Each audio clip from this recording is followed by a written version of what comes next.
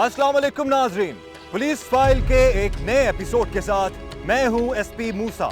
आइए नजर डालते हैं आज के एपिसोड पर। आज की पुलिस फाइल में शामिल है, कर रहा था हिफ्ज कुरान, माँ बाप की थी उसमें जान, जालिमों ने ज्यादती करके जान से मारा, छीन लिया माँ बाप का प्यारा, पिंडी खेप से आया उमर उस्मान का केस, अपना दुख बताया, जो बीता था सुनाया, देखिए मेरी कहानी में। जग्गू भाई, ये क्या किया आपने?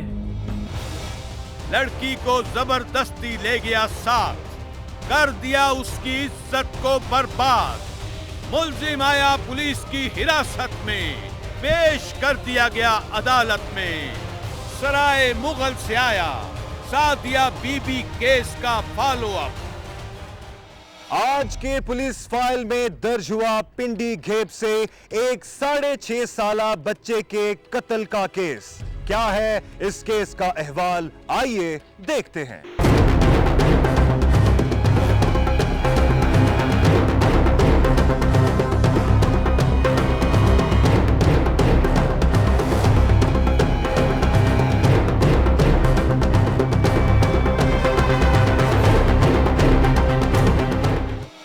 पंजाब की शुमाली सरहद पर वाक़े जिला अटक का पुराना नाम कैंबलपुर है। गंधारा तहजीब के मरकज में वाक़े होने की वजह से अटक को एक मखसूस तारीखी हैसियत भी हासिल है। जिला अटक की 6 तहसीलों में से एक है पिंडी घेब। इसी तहसील का रहने वाला है मोहम्मद उस्मान, जो फौज से रिटायर्ड होने के बाद रावलपिंडी में दूध बेचने का छोटा सा कारोबार करता है। उस्मान के 4 बच्चे हैं, जिनमें से 2 बेटे और 2 बेटियां हैं। उस्मान के चारों बच्चे उमैर, समन, हिरा और उमर स्कूल में पढ़ते थे, जबकि दोनों बेटे कुरान मजीद भी हिफ्ज कर रहे थे। उसका सबसे छोटा बेटा उमर उस्मान 6 बरस का था, जो भाई बहनों में सबसे ज्यादा खूबसूरत और ज़हीन था। सबसे छोटा होने की वजह से उमर घर में सबसे ज्यादा लाडला भी था। वो अपनी ज़हानत और फर्माबरदारी की वजह से मुहल्लेदारों की भी आंख का तारा बना हुआ था। उसका वालिद उस्मान रावलपिंडी से जब भी घर आता, वो अपने बाकी बच्चों की निस्बत उमर को ज्यादा प्यार देता। मामूल के मुताबिक सुबह सवेरे उठकर उमर अपनी माँ और बाकी भाई बहनों के साथ फजर की नमाज अदा करता और फिर तैयार होकर वो लोग स्कूल के लिए चले जाते।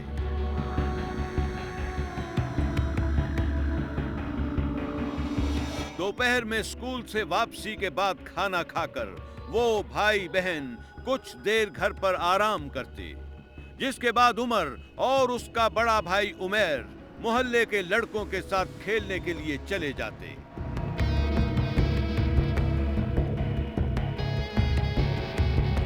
वापस आकर वो दोनों हिफ्ज़े कुरान के लिए मदरसे चले जाते, जहां से उनकी इशा की नमाज के बाद वापसी होती। उमर के वालिदैन गुर्बत के बावजूद एक खुशहाल जिंदगी गुजार रहे थे और वो इस उम्मीद पर अपने बच्चों को पढ़ा रहे थे कि वो बड़े होकर न सिर्फ उनका सहारा बनेंगे, बल्कि खुद भी एक बेहतर जिंदगी गुजारने के काबिल हो जाएंगे।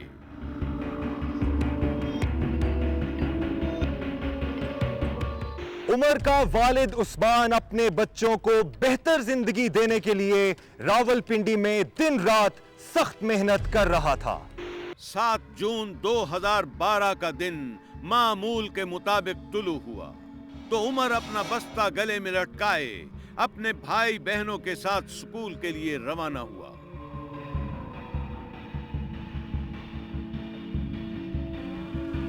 उन भाई बहनों का सारा दिन मामूल के मुताबिक गुजरा और शाम के करीब उमर जब खेल कर घर आया तो उसने मदरसे जाने से पहले अपनी माँ से कहा कि उसे भूख लगी हुई है। उसकी मां ने कहा कि वो सामने वाले घर के तनूर में रोटी पकाकर वापस आती है, तब तक वो उसका घर पर इंतजार करे। बच्चे नहीं थे, हम दादा रोटी पकाने निकली है। अगले दिन तंदूरी में रोटी लाई है, मैं तभी रोटी खा से। अच्छा, भाई ने दो रोटी लाई है, तो मैंने बच्चे बाहर निकलेगा।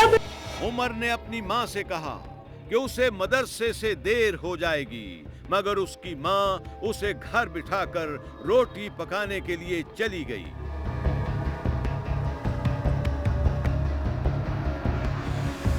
उसकी मां रोटी पकाकर वापस आई तो देखा कि उमर घर पर नहीं था। उसने सोचा कि शायद उमर मदरसे चला गया होगा। इसी असना में उमैर घर आया और रोटी खाकर मदरसे पढ़ने के लिए चला गया। मदरसे से वापस आकर उमैर ने अपनी मां को बताया कि उमर तो मदरसे में भी नहीं था, जिसकी वजह से उसकी मां बहुत ज्यादा परेशान हो गई।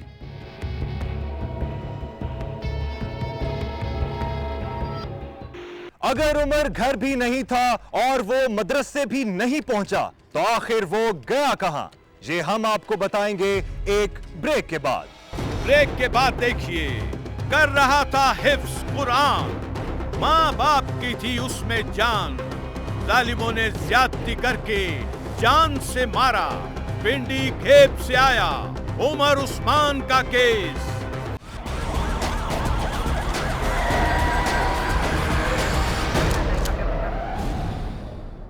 उमर की मां और उसके बाकी अजीजों ने मिलकर उसकी तलाश शुरू कर दी। उमर की मां ने अपने शौहर को फोन करके उमर की गुमशुदगी के बारे में इत्तला दी, जो सब काम छोड़कर 3 घंटे में अपने घर पहुंच गया। इसी दौरान उमर के मामू कारी आरिफ ने करीबी मस्जिद में उसकी गुमशुदगी का ऐलान करा दिया, जिसकी वजह से सारे मोहल्ले वाले उनके घर जमा हो गए।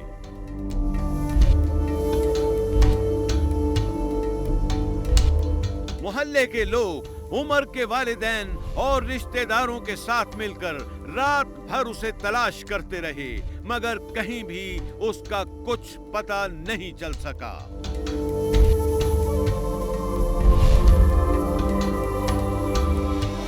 जून 2012 को उमर का वालिद उस्मान थाना पिंडी घेप गया और वहां अपने बेटे की गुमशुदगी की रपट दर्ज कराई। रपट दर्ज कराते हुए उसने मोहल्ले के ही 4 नौजवानों मोहम्मद बिलाल, अब्दुल मजीद, फैसल महमूद और मोहम्मद हारून पर शुबा जाहिर किया।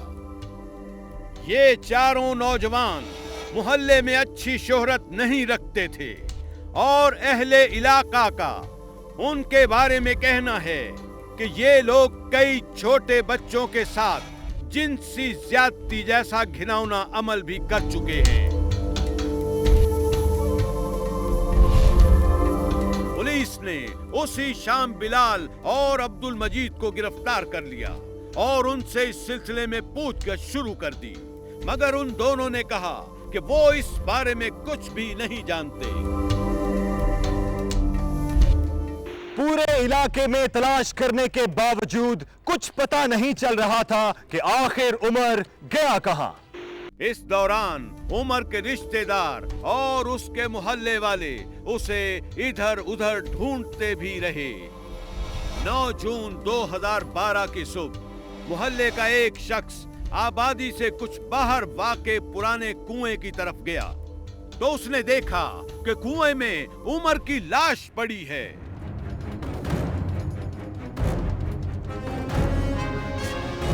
वो लाश देखते ही शोर मचाते हुए मोहल्ले की तरफ गया और जाकर उमर के वालिद और मोहल्ले के बाकी लोगों को उस बारे में इत्तला दी।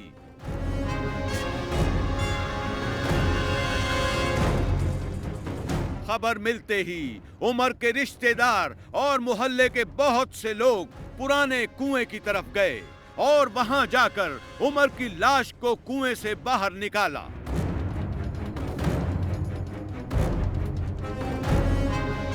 उसकी मां जो पहले ही अपने लाडले बेटे को तलाश कर करके निढाल हो चुकी थी, अब उसकी लाश देखकर शिद्दते गम से बेहाल हो गई।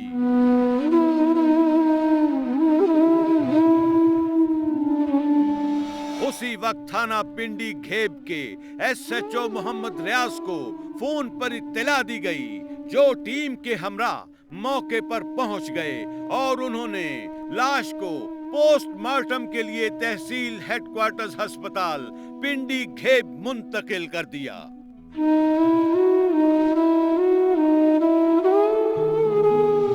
इसी दौरान 2 खोजी कुत्ते मंगवाए गए ताकि पुराने कुएं तक जाने वाले पैरों के निशानात की मदद से उमर के कातिलों तक पहुंचा जा सके।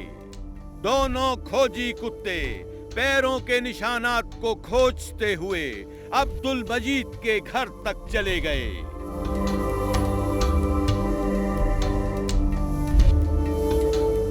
उधर अस्पताल में उमर की लाश का पोस्टमार्टम हुआ तो रिपोर्ट में डॉक्टर ने इस बात का इंकशाफ किया कि उसको ज्यादती के बाद कत्ल किया गया है। डॉक्टर साहब ने जब पोस्टमार्टम किया तो उसमें शक पड़ा कि कोई इस बच्चे के साथ इंतहाई वहशियाना सलूक किया गया है। तो उसको मद्देनजर रखते हुए बच्चे के अंदर से स्वैब्स वगैरह केमिकल एग्जामिनर को भिजवाए गए, केमिकल एग्जामिनर रावलपिंडी को भिजवाए गए, जिनकी रिपोर्ट हमें 20 जून को मौसूल हुई और बच्चे के साथ इंतहाई वहशियाना तरीके से जिनसी तशद्दुद की का सबूत मिल गया।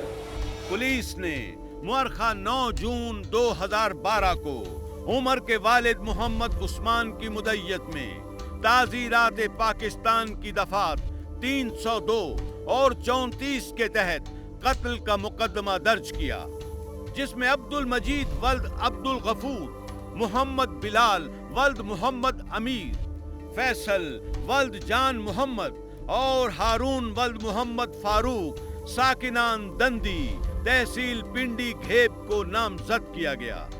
केमिकल एग्जामिनर की रिपोर्ट आने के बाद पुलिस ने इसी मुकदमे की जिम्नी में ताज़ीरात पाकिस्तान की दफा 377 भी शामिल कर दी। अब्दुल मजीद और बिलाल पहले ही हिरासत में थे और अब पुलिस ने कार्रवाई करके दीगर दोनों मुल्जिमान को भी गिरफ्तार कर लिया। पुलिस ने चारों मुल्जिमान को अदालत में पेश किया, जिसके बाद उन्हें जुडिशियल रिमांड पर जेल भेज दिया गया।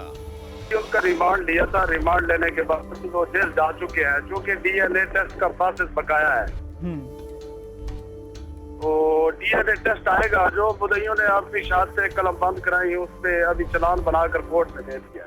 केमिकल एग्जामिनर की रिपोर्ट में उमर के साथ जिनसी ज्यादती की तस्दीक तो हो गई, मगर क्या उसके साथ ज्यादती इन्हीं मुल्जिमान ने की थी? जी हम आपको बताएंगे एक ब्रेक के बाद। ब्रेक के बाद देखिए, कर रहा था हिफ्ज कुरान, माँ बाप की थी उसमें जान, जालिमों ने ज्यादती करके जान से मारा, पिंडी घेब से आया उमर उस्मान का केस।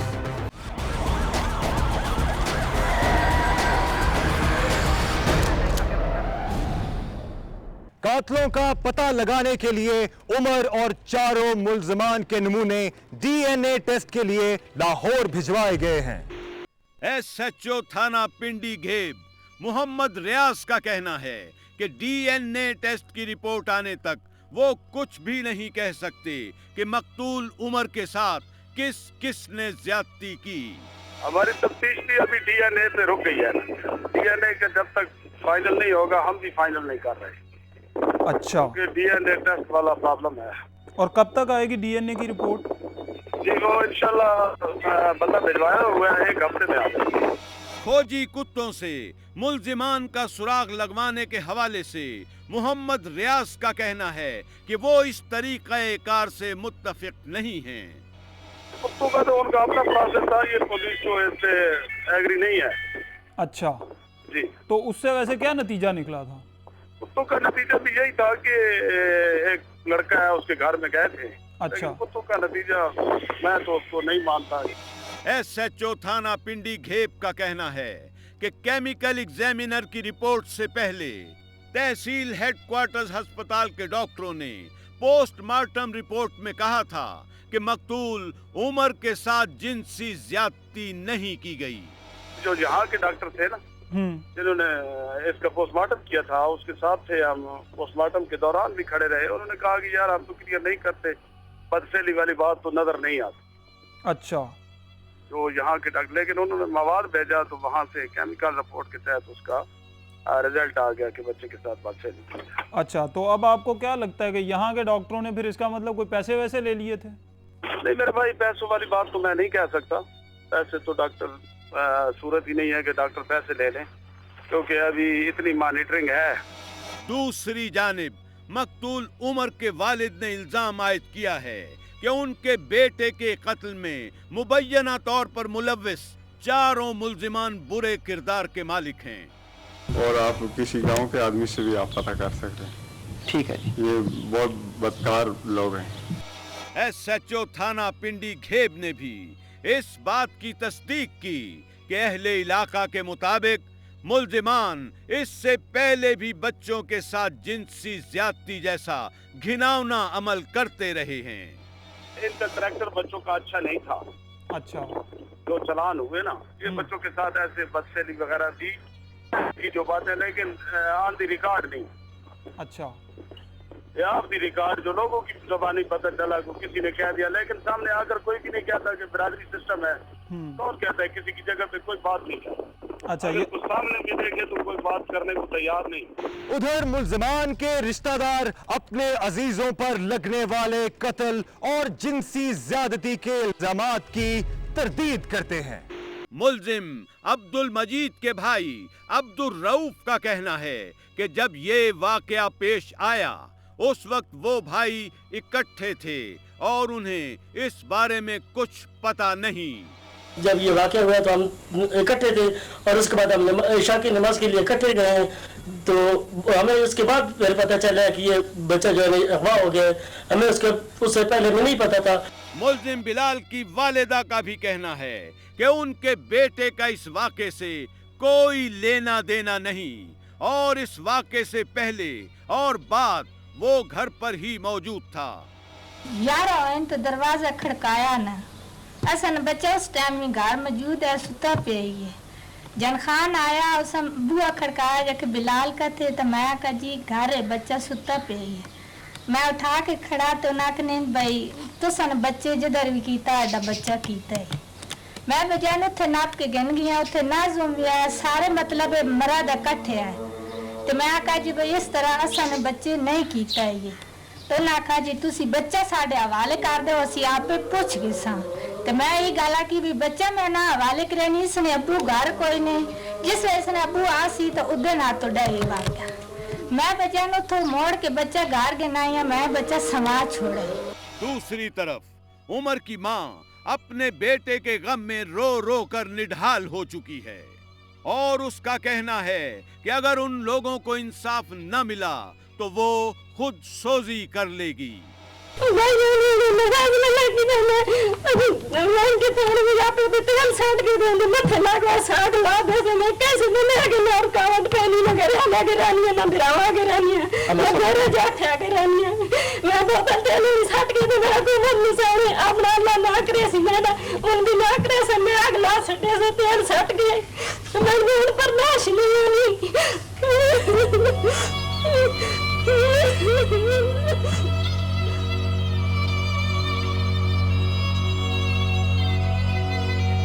उमर की ज़ईफ दादी भी हाथ जोड़कर इंसाफ की अपील कर रही है। अगे लगे थोड़े अगे हाथ बनी है, मेरे बच्चे ने न्याने थी, मैं दादी दादिया नहीं मारे तो नहीं मारे, बंदे मारे।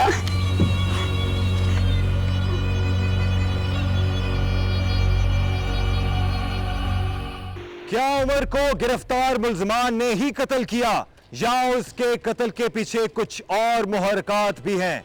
क्या पुलिस बेनकाब कर पाएगी असल मुजरिमों को? इस तरह के बहुत से सवालात अभी जवाब तलब हैं। इस केस पर रखेंगे हम अपनी नजर। ब्रेक के बाद देखिए, अपना दुख बताया, जो बीता था सुनाया। देखिए मेरी कहानी में। जग्गू भाई,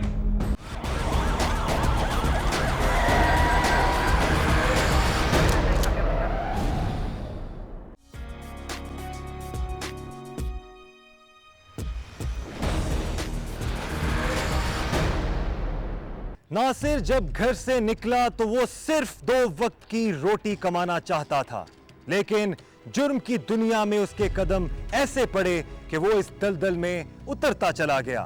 अब अंधेरा और गुमनामी ही उसका मुकद्दर है। आइए सुनते हैं नासिर की कहानी। मेरा नाम नासिर है। गांव से शहर काम करने के लिए आया तो बहुत से ख्वाब थे, बहुत सी जगहों पर चक्कर लगाए, लेकिन काम नहीं मिला। रफ्ता रफ्ता किराए के पैसे ख़त्म हो गए और सर छुपाने की जगह भी गई। एक दोस्त के रेफरेंस से एक जगह सर छुपाने की जगह मिली।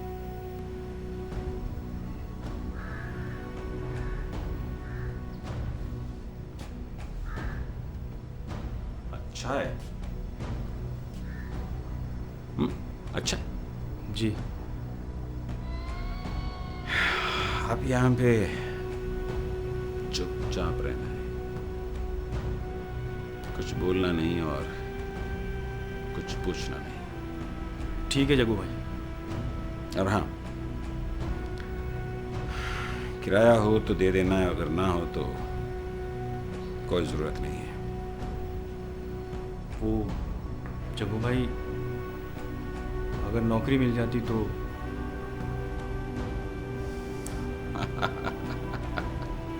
रहने के लिए जगह भी दूं और नौकरी भी मैं ही दूं, हाँ? देखो, काम तो मेरे पास है, पर तुम करोगे नहीं। जग्गू भाई, इस वक्त मुझे सिर्फ काम चाहिए, चाहे वो किसी भी किस्म का हो। मैं करूंगा।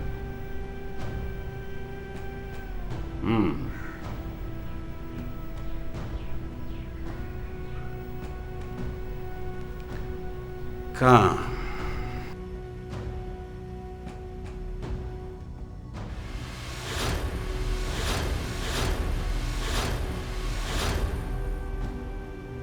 जग्गू ने जो काम बताया था वो मैं नहीं कर सकता था, लेकिन हालात इतने खराब हो गए थे कि मैं अगर वो भी ना करता तो भूखा मरता। मैंने जग्गू के साथ मिलकर वो काम शुरू कर दिया, क्योंकि इसके सिवा मेरे पास और कोई चारा नहीं था। जग्गू ड्रग्स का धंधा करता। उसने फरदौस बाई के साथ नसीर लंगड़ा के इलाके में ड्रग्स का कारोबार शुरू कर रखा था। जग्गू पहले उसके लिए ही काम करता था, लेकिन अब वो इलाके में अपना होल्ड बनाना चाहता था। नसीर लंगड़ा के लिए जग्गू को कंट्रोल करना मुश्किल हो गया था। जग्गू तेजी से अपना रास्ता बना रहा था। नसीर ने एक तुरप का पत्ता फेंका और जग्गू को अपने डेरे पर बुलाया ताकि अपने अपने इलाके में रहकर काम करने की बात हो सके। जग्गू ने इनकार कर दिया। नसीर को हमसे मिलने आना पड़ा।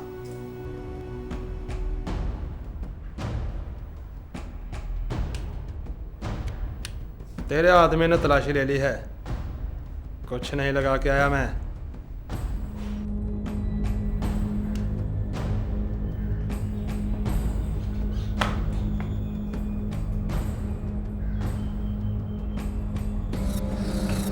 बोल, क्या चाहता है तू?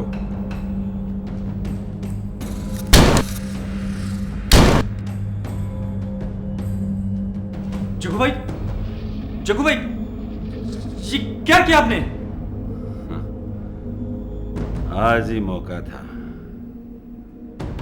कहा ये हाथ से निकल जाता है तो फिर कभी हाथ ना आता। वो इसके आदमी? अब वो जग्गू के आदमी।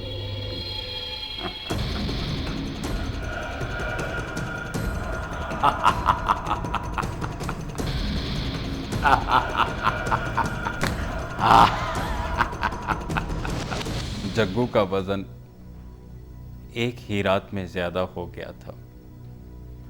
अब ड्रग के बिजनेस से आगे जाने की जरूरत थी और इसने अपने पर फैलाने शुरू कर दिए थे। अगवा बराए तावान का कारोबार उसे ज्यादा बेहतर लगा और उसकी वारदातें शुरू हो गई। लेकिन इन वारदातों का मतलब फरदौस के छापे में हाथ मारना था। जग्गू भाई, फिरदौस भाई को फोन।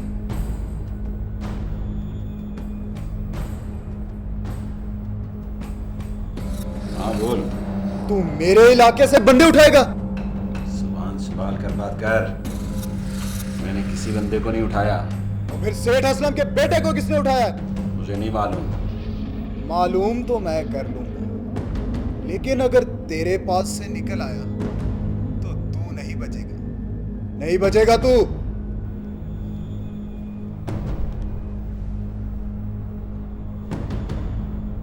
मालूम करो कि सेठ असलम के बेटे को किसने उठाया है। जी जग्गू। सेठ असलम के बेटे को जग्गू ने अगवा नहीं किया था। जग्गू ने फरदौस से पहले ही पता चला लिया था और उसी रात हमने वहां पर हल्ला बोल दिया जहां सेठ असलम का बेटा था।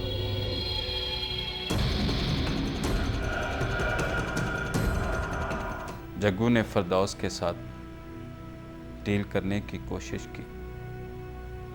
उसे पता था कि सेठ उसका खास आदमी है।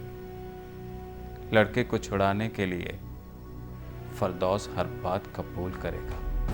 ये तूने अच्छा नहीं किया।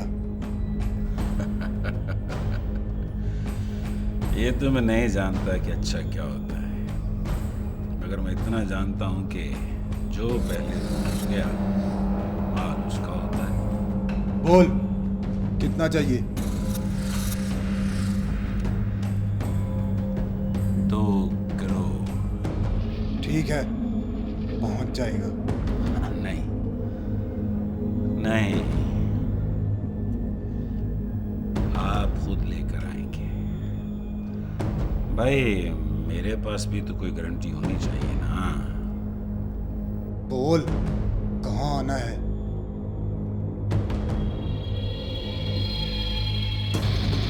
पैसे तय हो गए थे और जगह भी।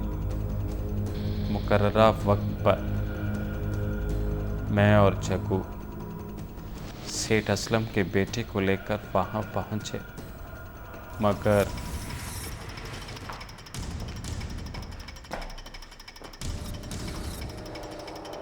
क्या हाल है फिरदौस भाई? मैं तो ठीक हूं, लेकिन तुम्हारी तबीयत कुछ ठीक नहीं लग रही है आजकल। बस वक्त वक्त की बात है। कभी तुम्हारी ठीक नहीं थी और आज हमारी ठीक नहीं है। लड़का छोड़। माल।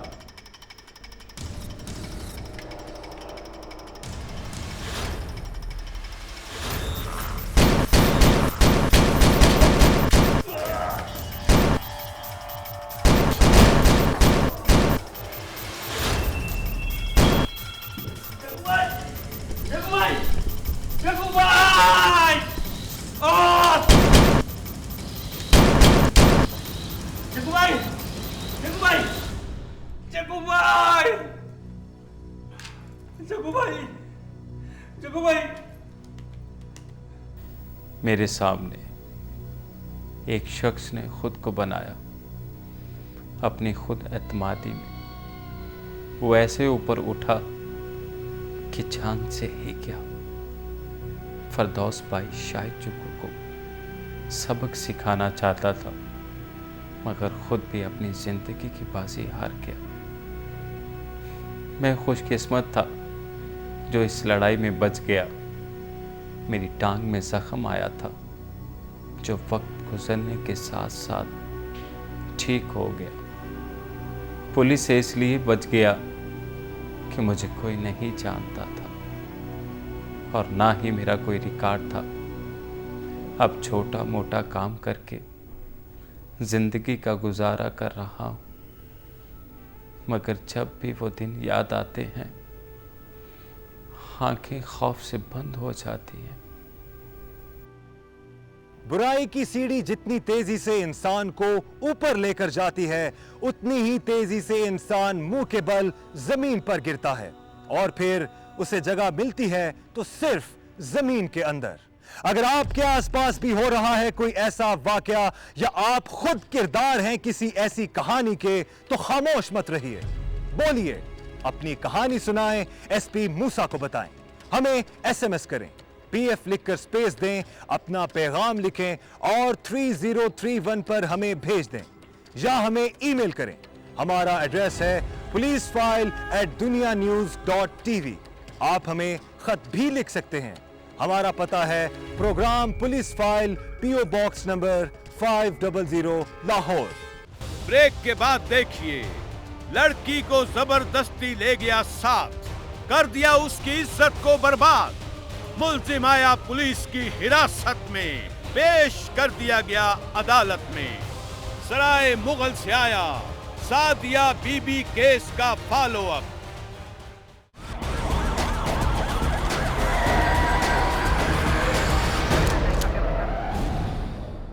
पुलिस फाइल में हम आपके लिए लेकर आए थे सराय मुगल से एक माजूर लड़की सादिया का केस। इस केस में क्या पेशरफ्त हुई है ये जानने से पहले आइए देखते हैं इस केस की चंद झलकियां। तहसील पत्तोकी के नवाही गांव सराय मुगल में रहता है खलील अहमद। ईंटों के भट्टे पर मेहनत मजदूरी करके अपने खानदान का पेट पालता है। खलील अहमद की 13 साला बेटी सादिया बीबी बचपन में पोलियो का शिकार होकर एक टांग से हमेशा हमेशा के लिए माजूर हो गई।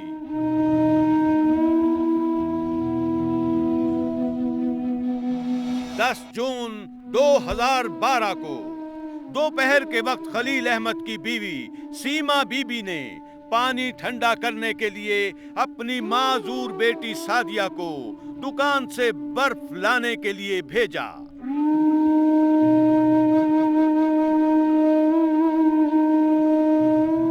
मासूम बच्ची दुकान की तरफ जा रही थी कि गांव का बिगड़ा रईस ज़ादा वकील उर्फ भोला उसे उठाकर करीबी जेरे तामीर मकान में ले गया और अपनी हवस का निशाना बनाना शुरू कर दिया।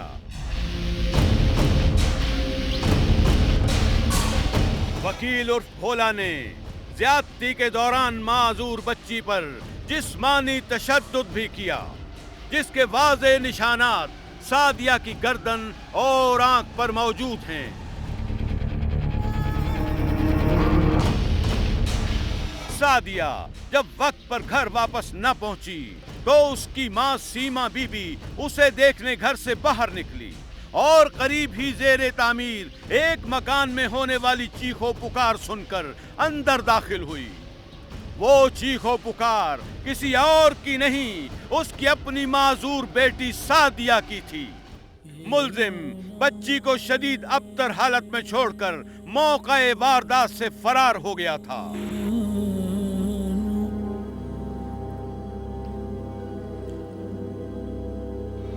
सादिया के वालिदैन अपनी बच्ची से हुए जुल्म का हिसाब लेने के लिए थाना सराय मुगल पहुंचे।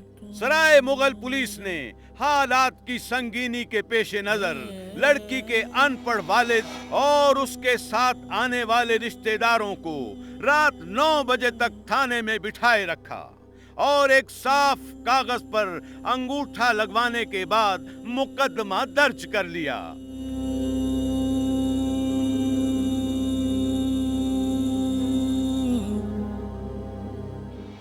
सराय मुगल पुलिस ने मुल्जिम से भारी रकम वसूल की और मुल्जिम वकील उर्फ भोला दिन दिहाड़े 13 साला माजूर लड़की की जिंदगी बर्बाद करने के बावजूद ताहाल सरेआम दंदनाता फिर रहा है।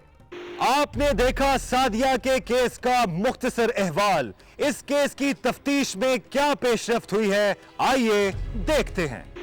दुनिया न्यूज के प्रोग्राम पुलिस फाइल में सादिया बीबी पर होने वाले जुल्म की दास्तान चलने पर पुलिस ने माजूर लड़की से ज्यादती का मुल्जिम वकील उर्फ भोला को गिरफ्तार कर लिया।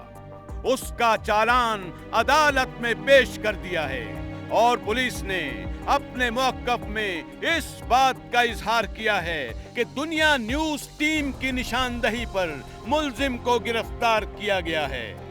सादिया के केस के मुतल्लिक़ यह है कि मुल्ज़िम को दुनिया न्यूज़ के नुमाइंदों की निशानदेही पर गिरफ़्तार किया गया है और मुल्ज़िम मुकदमा आज़ा में सही गुनहगार पाया गया, जिसको हवाला जुडिशल भिजवाया जा चुका है और मुल्ज़िम का चालान मुरतब किया जा चुका है।